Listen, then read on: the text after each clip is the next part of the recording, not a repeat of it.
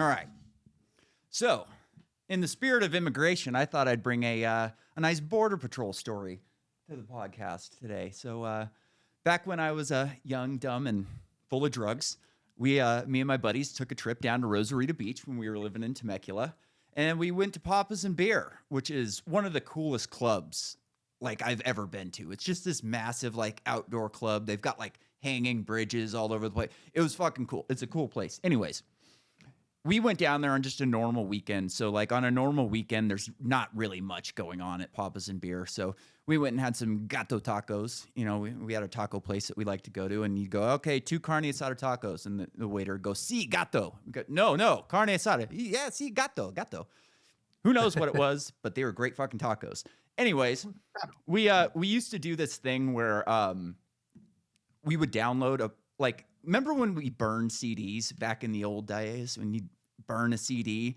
So I had, I had every Mac Dre album song, loaded onto my computer. And when we go to like clubs or parties or something like that, we just burn a quick CD with like a party mix on it.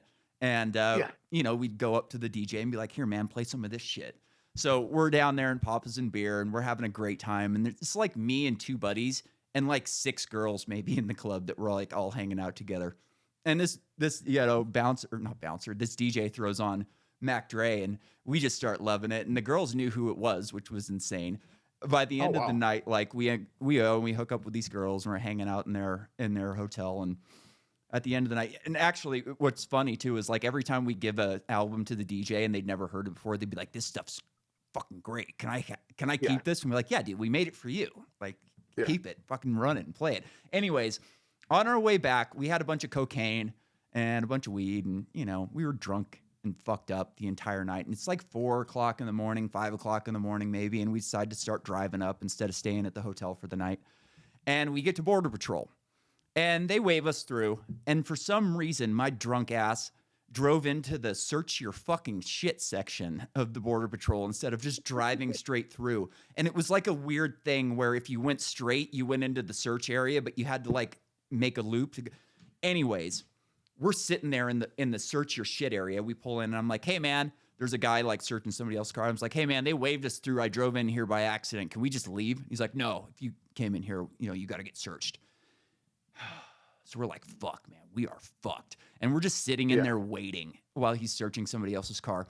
We had the cocaine and the pot in a DVD case, and I had a bed liner in my pickup, like a plastic bed liner. So we would shove the CD case all the way up under the bed liner as far as we could get it.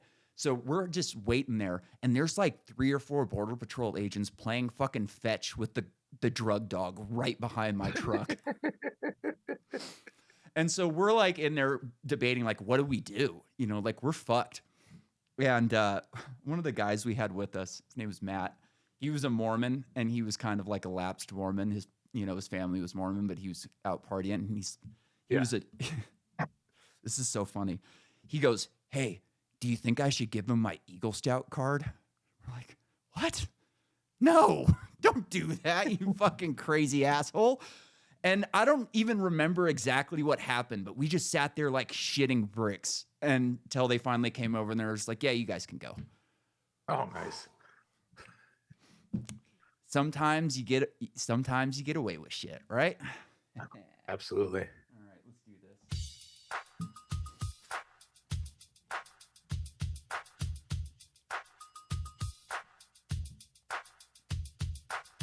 Listen up, I'm about to get dope. What's going on? It's time for another episode of Too Hard for the Radio. Transmitting from the future-free state of Greater Idaho, I am the one-armed madman. Back with me today from Music City, America, we've got the great Daniel Steele. Dan, Trump's in. It's happened.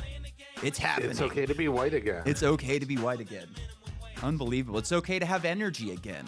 It's okay to do a lot of things again, which is not how I expected this to go. When I've been calling Trump to win this election for shit, at least a year. My general theory was that they're going to let him win and destroy the country around him.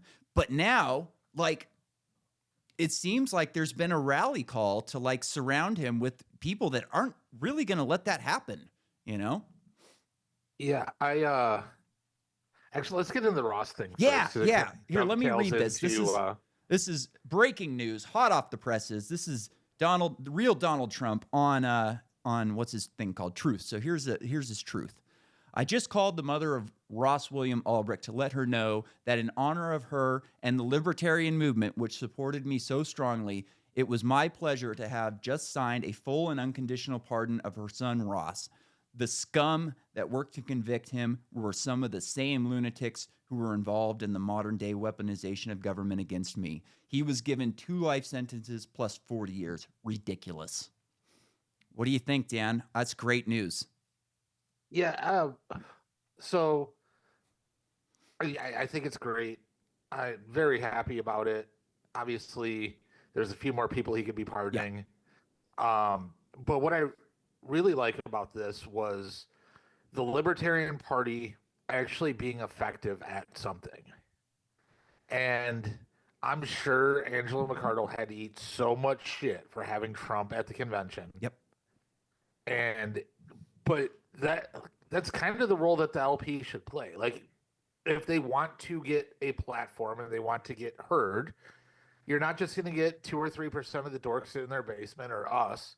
Like that's literally a vote nowhere now. It Yeah. really is. Yeah. Now, could we do ranked voting? Yes. Should we be working on that? Absolutely. Could we start with getting the janitors elected? No, that shit didn't work. She went and she used real political clout. I'm almost certain that they nominated Chase so that everybody be like, "Fuck that! I'm not voting for this guy," and then That would could vote be. for Trump. That's a good Like theory. I that's never my thought of that. conspiracy theory. Yeah. Yeah, like let's just give somebody so fucking repulsive as our candidate that even the 2 or 3% won't vote. Nobody That's what wants to vote for a faggot in a cowboy hat. that says that the age of consent is too damn high. Yeah, that's wild. Like Yeah, there are yeah. certain That's things where as I'm like, libertarians you that wanna you be just gay, need to be keep your gay, mouth bro. shut. Yeah, just like don't say shit like that because like that makes me want to put you in a wood chipper. I don't know. Call me Yeah. crazy. Yeah. But like, so she had to eat so much shit, but she got a deal done, and the deal got done, and it's proof that the Libertarian Party can have some effect, other than just like people talking about how great Ron Paul is, which he is. But that man's stick's been sucked so many times, probably more than Ron Jeremy's, just by people talking about his economics, but nothing ever gets fucking done. So here we are getting deals done. Maybe we should use this as a roadmap. That's why I wanted to talk about this first and then dovetail into Trump. Um, there's a lot of his cabinet members that I didn't really feel great about. And, the people went off on Elon and the H1, blah, blah, blah. But there's a whole nation that you have to deal with and like a very complex thing. And yet you make promises to people. But at the end of the day, that dude's still in charge. So when the H1 thing came up, Vivek called Americans lazy, which I agree with him, but it's a terrible PR stunt. He's out now. Vivek's out of DOGE. Oh, And really? I Trump didn't hear had- that. Oh, yeah. Yeah, he got booted. They're going to make him run for, like, they sent him back to Ohio. Wow, what happened? I kind of lost you. Well, his push on the H1. Really? I've hired really, really talented young people before, and they do this like they're really good at what they do, but then they do like this power grab because they're talented, Mhm. and then they like there's some euphemism that I could say like it's too big shoes, some bullshit like that. But like he just like went too hard too fast, and he got kicked out. But also notice that Elon was at the address yesterday, but when Trump announced the infrastructure bill, which I'd like to get into later, um, Elon wasn't there, and there was an AI and power infrastructure bill, and AI's in Elon's building an AI. Yeah. So I have think I have a point to make about that when we get to those videos, but I'd like to also give my thoughts on the Ross thing when you're done. Yeah, I'm almost through this little rant or whatever, but I think he's doing a pretty good job of navigating all of these complicated things and actually keeping his word, which you can only hope for, right? Yeah. No, and like I was not expecting when my buddy sent me this, he told me it happened and then he sent me it. I did not expect that he put the libertarian thing in there. And it shows that we actually do have some power, because he didn't need to put that in the tweet or truth, whatever it is. He could have just said all of that stuff without the libertarian thing, and it still would have been great. But like, it shows like, hey, look, guys, I'm doing what I said I was going to do. And, you know, he made a bunch more promises that I hope he keeps. I don't see a libertarian nominated in his cabinet yet. I know that was one of the deals that Angela worked out with him, was getting a libertarian in his cabinet. They were trying to go for Department of Education, but I'm not. I even looked on ChatGPT, and it doesn't seem like he's put anybody in his cabinet yet.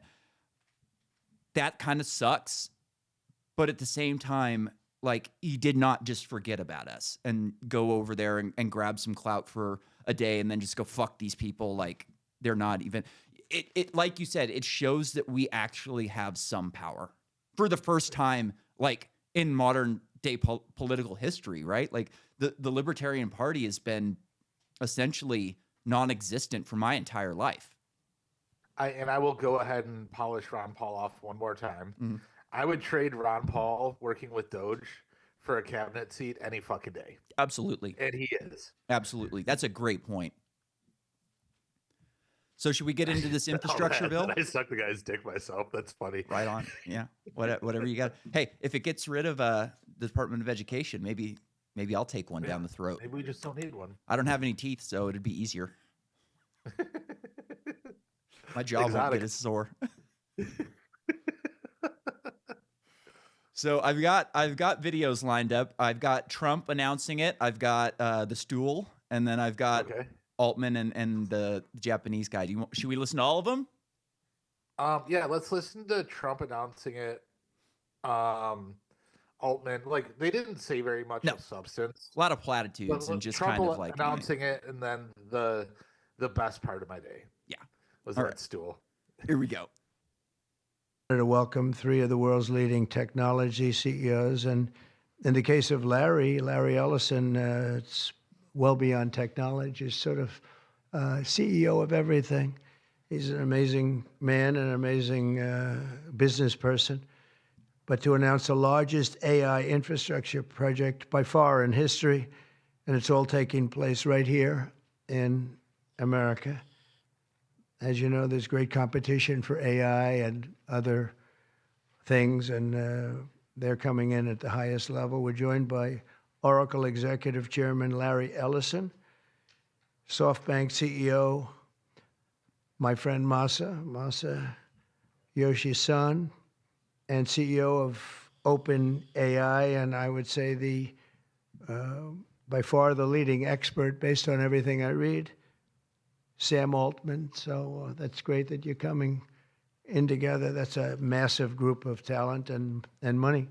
Together, these world-leading technology giants are announcing the formation of Stargate. So put that name down in your books, because I think you're going to hear a lot about it in the future. A new American company that will invest $500 billion at least in AI infrastructure in the United States, and very, very quickly, moving very rapidly, creating over 100,000 American jobs almost immediately. All right. Well, Stargate's a very weird name. Are we creating wormholes now? Like, are we going straight to wormholes? That was named before Trump announced it. Oh, okay. So what Stargate is it's a new company that SoftBank, mostly, some other company. I've never heard of SoftBank. So, dude, SoftBank, let's just say during the pandemic, all of the tech companies were IPOing. So there was like this super juicy market for venture capital, and they just deployed billions and billions and billions of dollars, and it seemed like they were recklessly spending. And then it showed that they were kind of recklessly spending when the market crashed.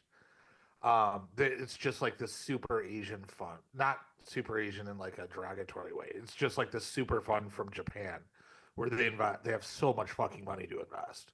So they were taking startups, driving up valuation, and which made it, the downstream effects of that were early stage startups that were doing like $1 million in revenue were able to raise money at $100 million valuation, which is insane. It should be at like a 10 or $15 million valuation. But then there was another company called Tiger that tried to compete at check writing with SoftBank. So there was just like this huge flood of money in the market, and also a flood of money because all these companies were able to IPO, and that went away with the Biden administration because the SEC just kind of blocked all of the M&A deals, and the stock market was so bad that it wasn't worth IPOing. So companies like Stripe still haven't IPO'd because they had raised so much money they could just sit there. And if they had IPO'd, they would have raised money at like a valuation where they had, like, let's say they had just raised $25 billion from SoftBank, or Mhm. that they were writing checks like that. It was insane, or 10 billion or whatever. And then, the market would say, okay, well, your company's only worth 25 billion. So, yeah, they just came and disrupted, and now they had enough money to play that game and continue into AI. And now that AI is taking off, valuations are pure madness. So this is Blade Runner. Blade Yeah. Runner is my favorite movie, right? And when Blade Runner came out, everything in America was Japanese. Japanese was kicking ass back then. And when was Blade Runner made? Sometime in the 80s, probably before I was born.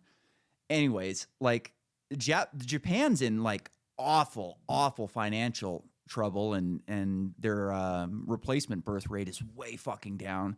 So I can imagine, yeah, they want to get into an American market. That seems like probably a good move for them. Yeah, yeah, they have a lot of problems over there. And then Maybe. my other question for you was, how do you think Elon Musk feels about Trump calling Sam Altman the leader in AI? Um, Grok's better. it, that's more of a user experience thing. I tend to use ChatGPT more. Me too. I'm like used to it though. I Yeah. go to it first, but also it's very useful to like, I know it's bias, right? And like, I like knowing what the bias is. It helps kind of cloud what You they're sent me the saying. screenshots, man. That computer would smack you if it could. Yeah. Yeah. It doesn't like me at all. Like, I'm always getting flagged, and it's always scolding me for saying the wrong things and being racist. And, but we live in a free country again, so it's okay to be racist. So I hear. This goes back to an interesting conversation I had yesterday. Um, so I got this article about how websites are going to become irrelevant for the most part because you'll be able to have AI agents just pull the trigger for you. And maybe I'm a little ahead of the curve on trusting AI, but just one thing, and I recommend this to anybody. We're doing this festival this weekend where we're vending, and we were looking for bandanas, and we found that the average size of a bandana is 22 inches by 22 inches. So we order some, and they're everything off Amazon was like 21 and a half, 21, shit like that. And we couldn't get it right. So I like asked ChatGPT, like, how do I get this right? And they're like, oh, here's some on Amazon. Huh. And and ChatGPT did a better job searching Amazon than I did because I could type in natural language to ChatGPT and be like, no, that's not right. I need it in black or whatever. Whereas when you're searching on Amazon or Google, you're like, I need a 22 by 22 bandana. And I was able to articulate my point. And then ChatGPT was able to search Amazon with a query that makes sense to Amazon much better than I was. Mm. So I recommend just like that little And tip. If you're having a hard time finding exactly what you want, use ChatGPT or one of these LLMs and to ask for you. and like Amazon's no different than Google in that what you search for is like a paid advertisement, essentially. Like, your top searches are always going to be the ones who pay to be up top, is the way I look at it. I don't know exactly that's going on, but like, I've had circumstances. So I had my hose reel, my outside hose reel blew apart last year because I left it plugged in when it was freezing and just blew apart. The thing was junk anyways. And I wanted a better one. Like, all these plastic junky things. And like on Amazon, you search all the way through and everything's just junk. I ended up buying one from Costco and it was junk, so I had to send it back. And then I decided to do some research and like find something on the internet. And I found like a really nice one made by Gorilla, the same, Gorilla Tape, Gorilla Glue, all that shit. And all I had to do was search for that exact hose reel on Amazon, and it's there. And it had better reviews than all of the shit that was up at the top that it was showing me. Like some of the things they were showing me had like 10, 15, 20 reviews. And it's like, how the fuck do I get something shown to me with 10, 20 reviews when there's something on here with 10,000 reviews? Yeah. It's paid. That's the way I see it anyways. No, it is. So that I was talking to one of my business partners about my experience. We were talking because ChatGPT or OpenAI is going to launch agents very soon, and the agents will be able to do the work of like a PhD level person. They say, which I don't know too many PhDs that work very hard, but No. anyway. And we were talking about the trust of being like, okay, I want this hose reel, and just trusting it to do it. And at some point we will be doing that. We'll just be like, okay, I need this, this, and this, do the research, find the best possible one for me, my preferences. Then I was thinking about my phone, man, because I fucking hate Apple AI. Yeah. And it's I'm like awful. really disappointed that I Ugh. spent however much I spent to get the new phone that had the chip in it for it. Like Siri got worse. Hey Siri, I'm fucking with everybody's speakers. Yeah, my camera might go crazy right now. Siri got worse, just like Everything got worse. Bad. But I still can't switch to an Android. I'm so hooked in. Yeah. I've been on an Apple phone. Now imagine when your technology is doing real shit for you. Like you don't have to drive it or command it. Yeah. So I think I'm going to have to be more disciplined at using multiple LLMs until I'm like really sure that this is the one, Yeah. And the last thing about Grok, there are things that Grok does better than OpenAI, but there's nothing that Grok does that OpenAI doesn't. They just follow along and make features more convenient for what most people would think. Their processing, like their next models will be interesting, but I'm just like not impressed with innovation by XAI at all. So I've gotten like just recently, I had a question that I asked ChatGPT. Your screen is really going crazy tonight. Is it? Oh yeah. Half the time I'm only seeing your face and everything else is blurred. Sure. It's all right though. It doesn't fucking matter. I'll turn that Anyways, off. No, I had just better? the other day. Yeah. I had just the other day where I asked ChatGPT something and it couldn't give me the answer, and Grok was able to get it immediately. So, and I've had that happen multiple times, and I don't remember having a situation where Grok couldn't answer a question that ChatGPT could. Again, it could just be things that I'm looking into. So, like one of the things I like to do with these LLMs is have a conversation with them about things that I know a lot about. I don't know a lot about AI. Like I can do politics, but it doesn't like my political views, so that doesn't really work out all that much. It just turns into a circular argument. But if I have a wife, I got ChatGPT. Exactly. It's always right. But if you have a conversation with it about some niche thing that you know a lot about, like I know a ton about motocross, and I can have a conversation with these things about motocross, and it's so bad. It's so bad. And I get it. There's not as much stuff written about motocross as politics or maybe AI or things like that. It's a smaller thing. But like as far as journalism goes, moto journalism is as good as it gets. Like they test everything. You get reviews on everything. They're always putting up new videos like, which is the best boot this year? What's the best goggles? Who's got the best this or that? And it's just endless magazines and YouTube. So there is a lot more on it than you would think. And it's just so bad at motocross that it lends me to think that it's not as good at other things as I might think it is.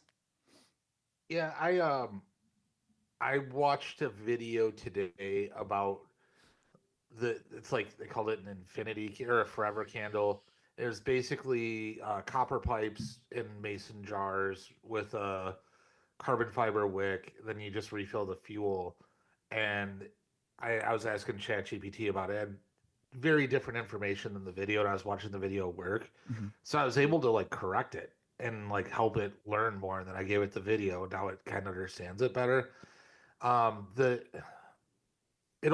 That's why I think that XAI may have a short-term moat, if you will, about current information, and news because it's getting fed data in real time. Mm-hmm. Whereas if I ask ChatGPT about something that just happened, it has to go search the internet.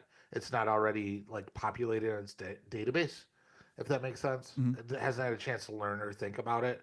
Whereas XAI has every tweet coming in, and that's the number one news app. And but all of that will just kind of become, all the training will kind of become like everybody has all the data Okay. pretty quick, I think. So it'll just be I know a lot about this shit and I don't know where it's headed. Gotcha. So I was under the impression that like Elon's 100,000 GPU wired up in parallel was like a major breakthrough in AI technology. Is that not correct? No, that is correct. I don't think that they've deployed. So they're training models with it now, and those models can just learn so much faster. So that's what I was saying. Like, Because so far, before you get into it, like I thought that because he was able to do 100,000 and they want to scale it up to 1,000,000, that was going to give him an edge over the competition. it should, But it's not yet yet. to be proven. And then it's like, there's so many factors.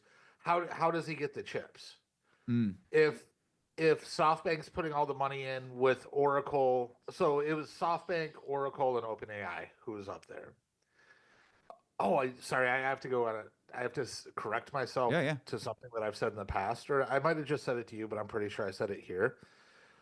When Trump went to ban TikTok, it was because all the data was getting shared to China.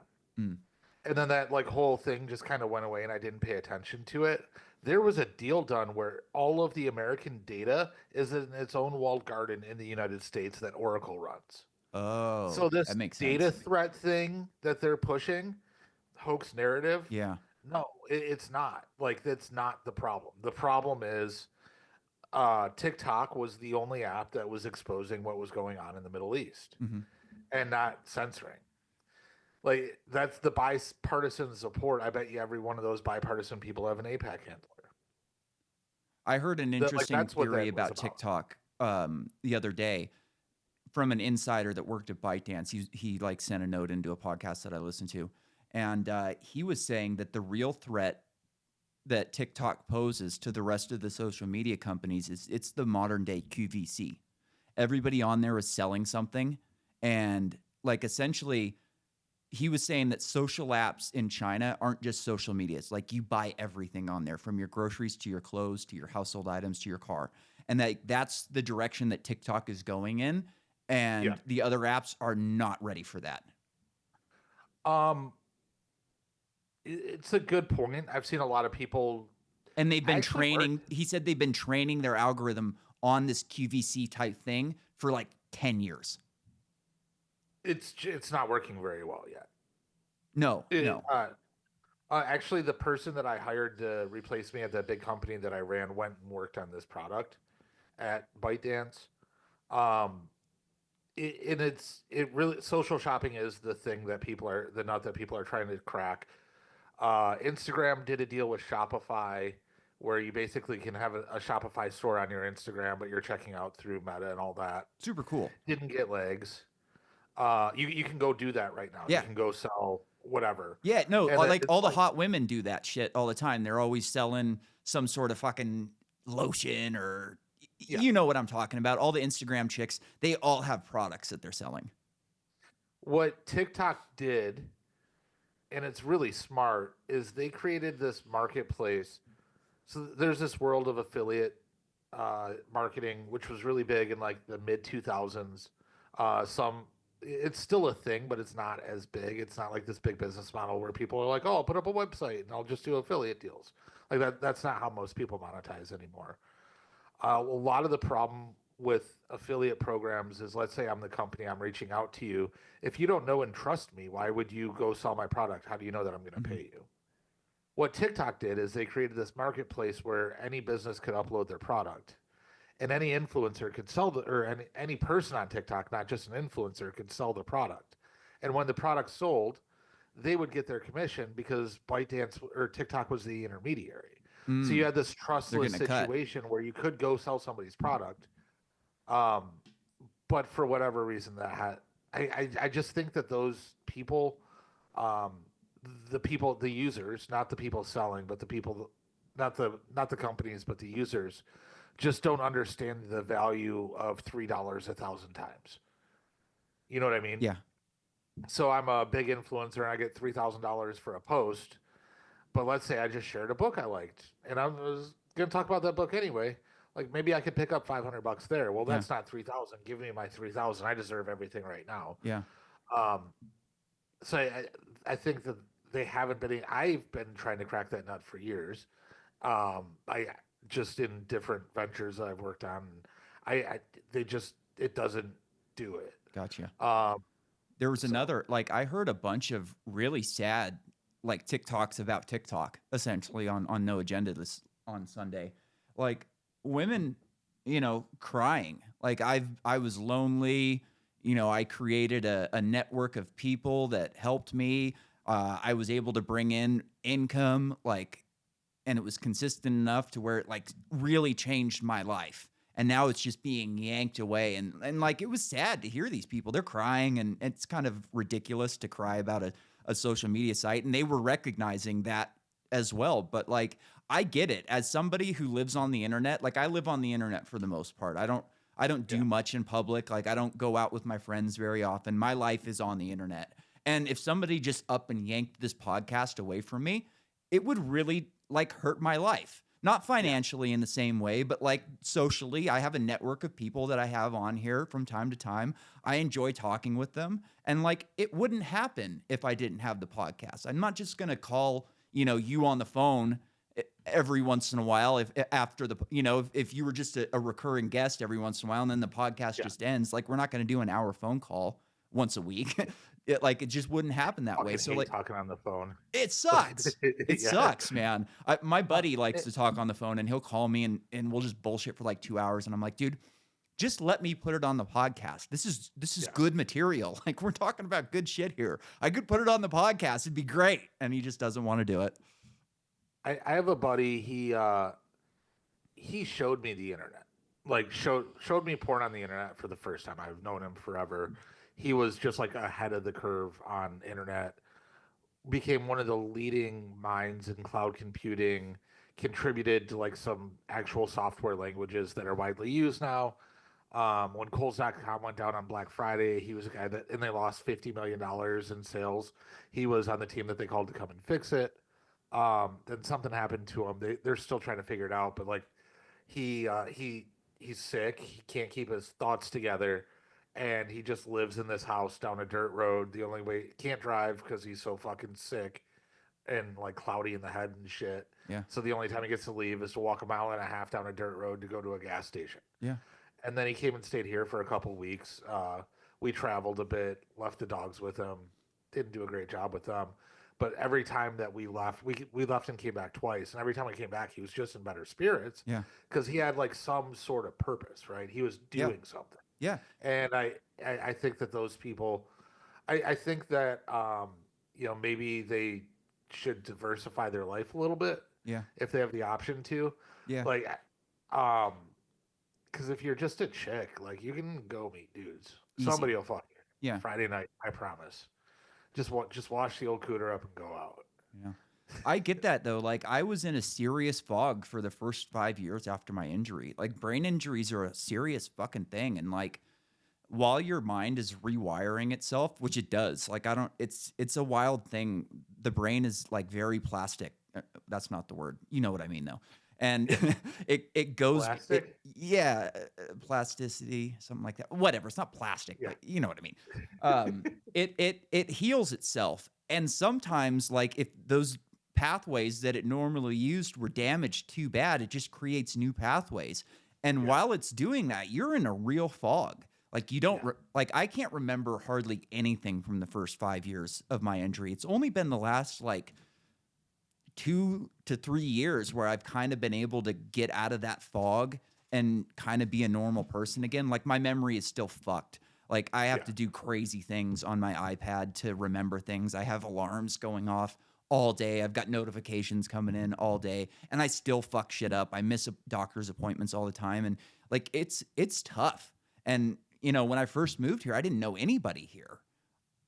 And now at least like my mom and her husband have moved here, and a couple of my friends from Northern California moved here. A new buddy that I went to high school with just sent me a message on Instagram the other day. Hey, I saw you were at a concert in Boise. I live here now. And it's like, cool, man. That's fucking awesome. Oh, sick. Yeah. Yeah. And it's like, he's a guy that went to school with my sister. He was a couple years younger than me, but I knew him very well. And he had drug problems around the same time that I did. And he was able to get his shit together and have a family. And now he's up here and just loving life, which is so cool to see. Yeah, that's amazing. How did we get here? I don't know. Should we watch this guy stand on a stool? Oh, yeah. We got to. Are you pulling it up? Or Yep, I got it already. Okay. Thank you. That's good. That's great. I feel tall now. I feel tall now. Thank you. Well, Mr. President, last month I came to celebrate your winning and promised that we will invest $100 billion. And you told me, oh, Masa, go for 200. Yeah. Now I came back with 500. I like this guy. He's funny. Because this is as you said yesterday, this is the beginning of golden age. Golden age. I fucking love that. It's really telling the politicians who aren't caught up in the, like fuck Britain, fuck Spain, fuck Germany, like they're caught up in like what we were just able to get away from. Mm-hmm. They were like waiting for this. And Massa goes on to say like the world was in trouble with America being so weak. Or he didn't say it like that. I'm not even gonna try to say it the way that he said because I might get canceled. But I think I have his full. I might have his full remarks. Or it's worth watching. Actually, if it's going to repeat the first couple of, it'll repeat the first couple of seconds, but I can probably get through it. Here we go. Okay. To celebrate you. This is one great example, I think. Here we go. Of golden age. He's quiet. Of America. This is one great example, I think. Right? We wouldn't have decided to do this. This is the beginning of golden age. We wouldn't have decided unless you won. And yesterday we agreed, we signed to make this happen. Because of this day.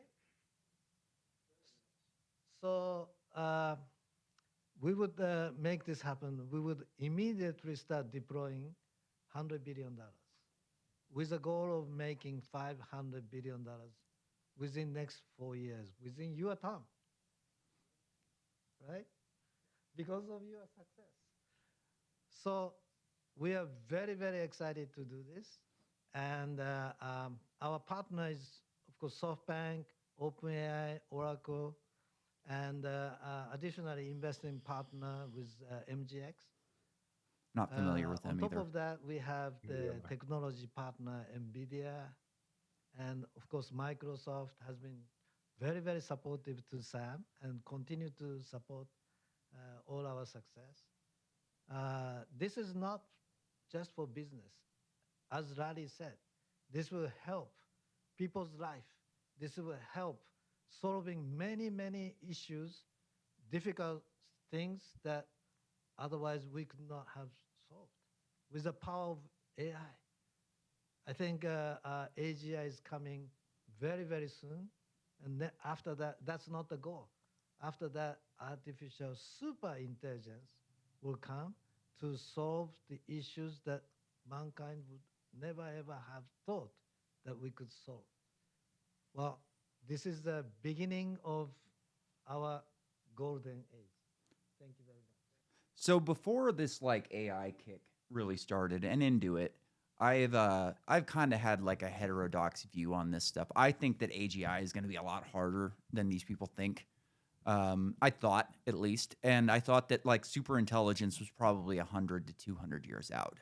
Now I'm not quite so sure about that. I still think it's going to take longer than some of these guys are saying it will. What do you think about that?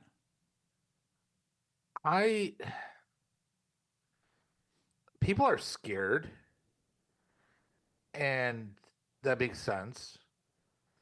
But I think that like AGI and maybe even super intelligence is going to be more like how farmers were replaced by machines, Mm.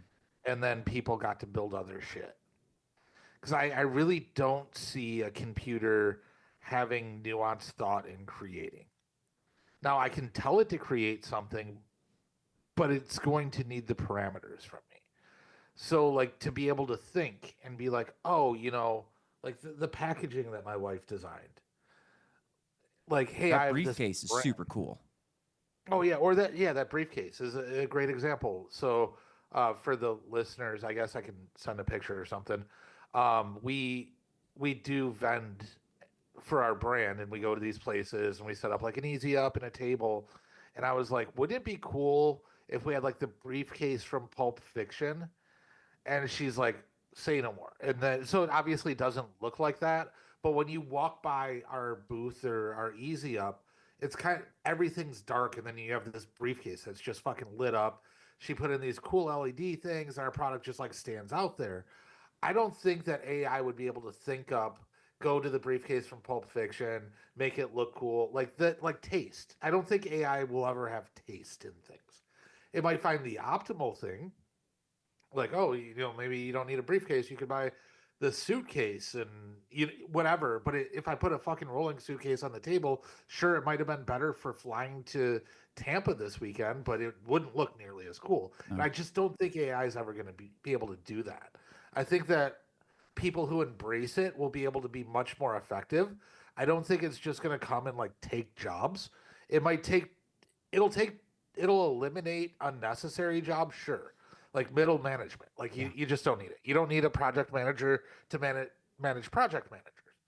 But the project managers who embrace it right now and learn how to just become a much more effective human being are going to accelerate. And the people that sit back and fucking whine, they're just going to sit back and fucking whine. Yeah.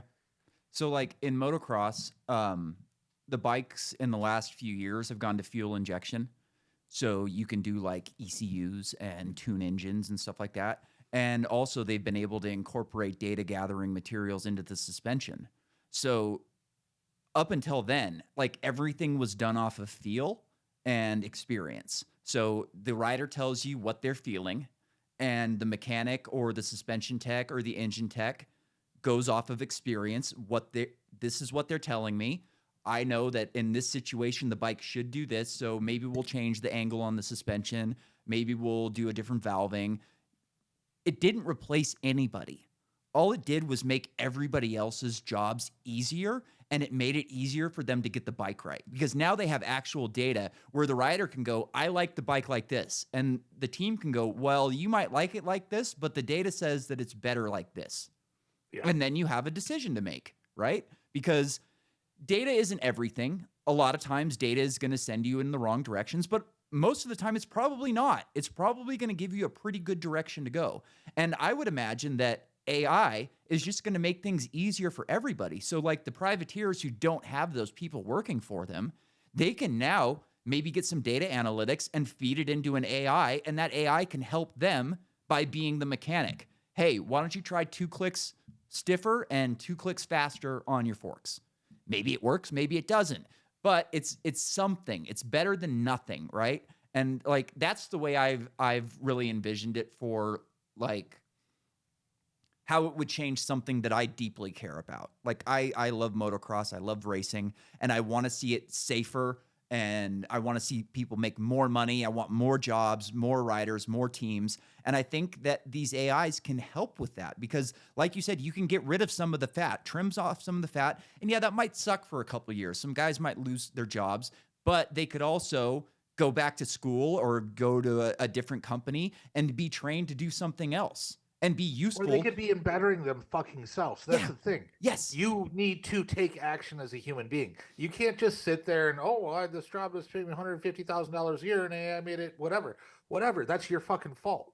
Like that is your fault. Anything like, sure, there's a lot of systematic problems. Like our education system's fucked. the student loan by the government guaranteeing student loans. The price went up. People are leaving college with debt, but and like systemically, that's a problem. But to an individual, if you're sitting there crying about it, fuck you. Yeah. Get up, go do something. I didn't go to college. I I had a I had a chance to, but I didn't. But I also I had to fight. And if you don't have fight in you, and well, my parents should fuck your parents too. You should take responsibility for your actions. And the reason that you're not doing well right now is your fault. I mean, like, look at you. Like, you could be sitting there fucking feeling sorry for yourself, but instead you're out putting out this content to the world, making connections with people, talking, having interesting conversations. Whereas my other buddy, who's just fucking walking down the road every other day, and he like his life is rapidly deteriorating, Yeah. and that's his fault. Make yourself useful. Yeah, Make yourself important. Make it so that if you disappeared from the job that you're working in, there would be a massive hole that needed to be filled. My last bartending job, I was a really good bartender. You know, I've had bosses that have worked, like my last boss, he'd worked in plenty of restaurants and he'd been to millions of bars, and he told me I'm the best bartender he has ever seen, hands down, no competition. And like, that is not just getting by. That is making yourself useful, trying your fucking ass off. I was learning how to do flair and shit on the side. I would learn new drinks. I watched Bar Rescue every fucking night for years just to learn, because dude, John Taffer's the man. He brings in some great bartenders, and you can learn some very useful things just from that TV show. When I ended up going to line school and I ended up quitting, they had to replace me with 3 people. 3 fucking people. And they still couldn't do the job. When I got out of school, I was in a downtime where I didn't have a job yet and I wasn't working at the bar. They begged me to come back. Begged me. And I didn't do it because I thought I'd be stuck there and it would keep me from getting a job that I should be getting, you know, by wasting my time in this bar when I should be spending it on filling out applications. Yeah, I only know of 2 bars in Vegas that he redid, and both of them were like staples, and he ruined both of them. Yeah, that sucks. I was thinking about doing like, I would like to do like a small business where I went into bars and just like watched what they do for a couple of days and then just give them pointers. All right, you need to move this here. You need to switch up this here. Here's some better drinks. You're not making this drink right. Like if I go to a restaurant in my area and they can't make an old fashioned, there's a problem, right? Like they'll make it, but it's terrible. And there's no standards around here.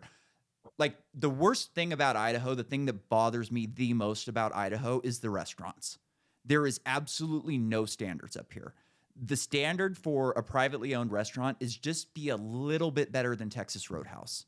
And that's what we get, you know? So I'd love to go in and do some consulting where I'd just go and hang out and tell you what to do with your bar, because that's what I did. I figured things out. One of the main things that I really harped on people about was like economy of movement. Nobody can figure out how to do the right thing in the right order. When you've got a drink on this side of the bar, you're asking these people what they want so you can make those 3 at the same time. If you've got to go over there, like every movement that you make should be with intention. You should not be running around like a chicken with your head cut off ever behind a bar. You need to be thinking 3 steps ahead. What am I doing next, and next? And people didn't do that. Not at a bar. You know? Yeah. In your fucking life. Yep. In your life. You absolutely should. Yeah. But if you're just like showing up to work and, well, I buy my house, the value is going to go up. House values are going to stop going up eventually. They're going to go flat. Yeah. So like, don't bank on that. Well, if I put money in an IRA, well, that maybe your like Social Security isn't going to be there. That money that you're paying now, that shit's gone. But play the victim and sit there and cry, or don't. Yeah. Let's play Sam Altman, and then I've got a couple things that I want to get off real quick, and then we'll get out of here. I don't have too much to add, but I did want to say I'm thrilled we get to do this in the United States of America.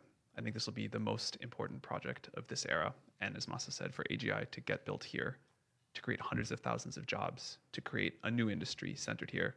We wouldn't be able to do this without you, Mr. President, and I'm thrilled that we get to. I think it'll be an exciting project. I think we'll be able to do all of the wonderful things that these guys talked about. But the fact that we get to do this in the United States is I think wonderful. So That's awesome. Like this should have been if Biden's in office again, we're talking about this happening in China, not in America, right? Yeah, definitely not. That must have been.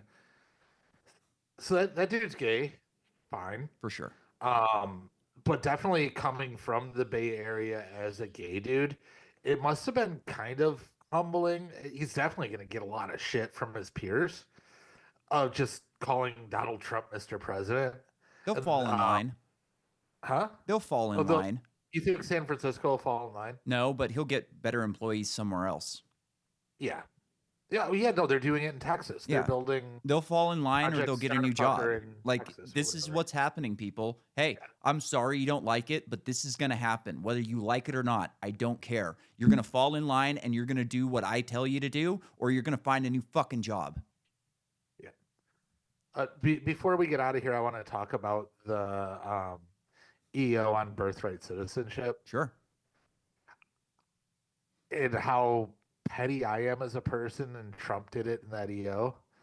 He made it the way that Harris got her citizenship. He made it illegal where she would not be able to be a citizen if that happened in 2025. God, that would be so great if you retroactively applied it to her. Go back to Canada, bitch. So, Because her parents were here on a not a citizen visa, but on a student visa, which doesn't guarantee citizenship. But if you have a baby, the baby gets citizenship because it was born here. And now it says, no, your parents have to be citizens of the United States in order for you to get citizenship if you're born here. And I don't think he would have thought about that unless it was a dig at old Kamala. yeah. So I've got a video here about infrastructure because what we're talking about here is a massive infrastructure plan. They're going to be building a lot. They have to build a lot of power lines to make this thing happen. So this is an interesting video I came across the other day. 2019, a massive transformer was seized at the Port of Houston by the U.S. federal government and the Department of Energy, put under federal escort to Sandia National Laboratory. This is during the Trump administration when we were serious about these things. Why? Why was that transformer seized? Why was it brought to Sandia? Came from China? Came from China. What did they find in it? Officially, we don't know. That report is still classified. But one of the Trump administration officials that worked at the National Security Council, Latham Sadler, he discussed on an interview how they had found a hardware backdoor in this transformer that would allow someone to remotely switch it off. That was 2019. May 1st, 2020, President Trump passed an executive order called Securing the Bulk Power System. President Trump declared a grid security emergency. At the time, our nonprofit was tracking the numbers of these things, these Chinese transformers. There's about 300 in the grid.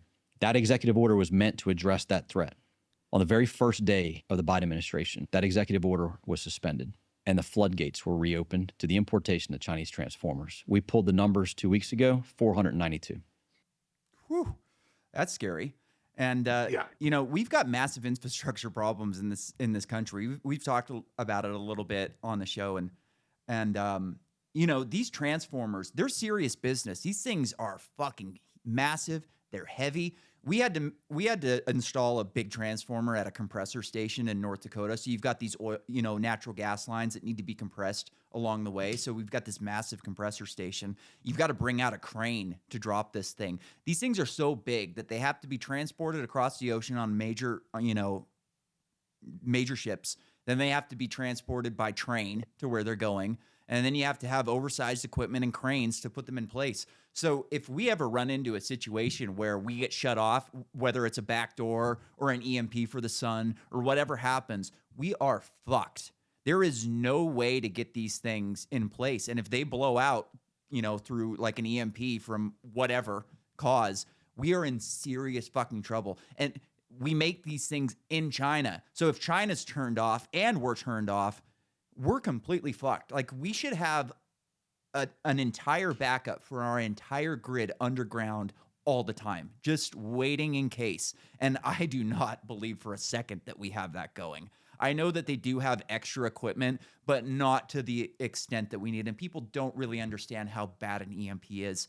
Like, there was DARPA did a study on Plum Island, which is where they created Lyme's disease.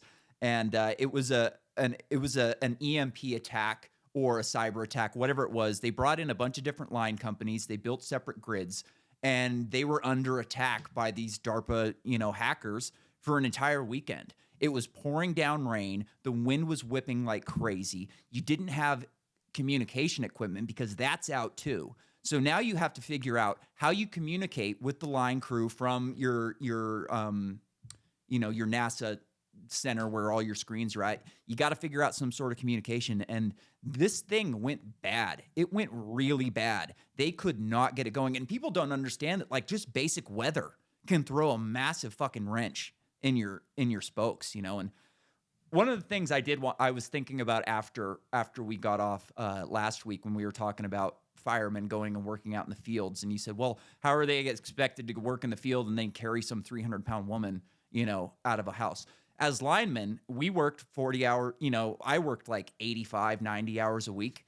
And after the day is over, if you get a call for storm damage, you're going back out there. And you might have to carry a 300-pound transformer from your truck to your pole and get it up with a rope if you can't get it out there. So, like, you gotta be able to do shit. And I pulled some stats from ChatGPT on just how bad our grid is right now. I do actually have a correction. Last week when we were talking about San Bruno being exploded by PG&E, I grossly over exaggerated the amount of people killed. I think I said hundreds of people killed. I don't know why I said that, but it was 8 people. Hundreds were injured.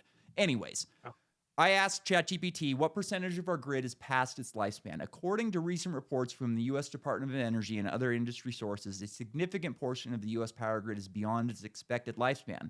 It's estimated that 70% of transmission lines and 80% of transformers in the United States grid are older than 25 years, which is roughly halfway through their point of typical lifespan.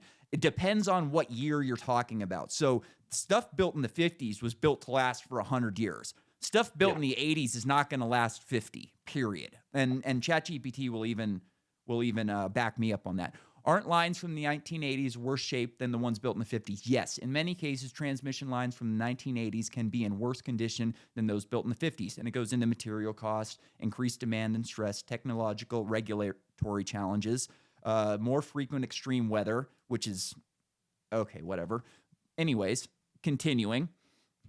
I ask it why, and essentially it was just materials. They went from cedar poles in the 50s to using creosol-soaked poles in the 80s, and that creosol was there to keep water out of the poles, but all it really did was allow water to get in and then not escape. So the things are just rotten. Now, here's where things get interesting. How many miles of transmission lines do you think were built in the 1950s per year? I wouldn't know what's good, but it's bad. 100,000 miles. In 1936, 90% of farms in America had no electricity. By 1950, 80% of farms had electricity. That was because of the Rural Electrification Act. That's the only good thing that Roosevelt ever did in his fucking presidency, was do that. So we have the ability to build this shit. How many miles of lines do you think were built last year? 12,000. 55. Okay. 55 miles, not 55,000. 55 miles. Jesus Christ. So we have some serious regulatory problems that we need to get through if this project is actually going to work. That's kind of my point here. Is like, we have a lot of lines to build for that thing to work, and we're not good at building power lines anymore. And it's crazy that this regulation, and we have more technology, better everything today than we did in the 50s. Trump's going off about smelt and how unimportant they are. It's funny. They're just little fish, or what. I don't have a good Trump impression. Yeah. I don't have a good anything impression. Me neither. But it's crazy that we allowed our society to get to the point where they're putting the life of fish over the lives and livelihood of hundreds of thousands, if not millions, of people. Yeah. Now there was if we didn't build good power lines in the 50s, we would be fucked right now. Or we'd have new ones. We would have got past all this. I guess, yeah, you probably would have had no choice, Yeah. But there's a lot of hope in that. We talked about it a little bit on a different episode, the Chevron doctrine, which was basically the Supreme Court said, hey, if we don't understand the law, we're going to just turn it to the department that understands it very well, which built this huge legislative state where the governing body or not unelected officials were making rules for shit that were not the intention of the law. That all got overturned. And then there's another one. I forget the particulars of that, but it just basically destroyed the legislative state. And now we have DOGE coming in. Very hopeful about that. And like a lot of this regulation bullshit has gone away. They got rid of the gun safety center in the White House. ATF is next, baby. Hell yeah. Let's go.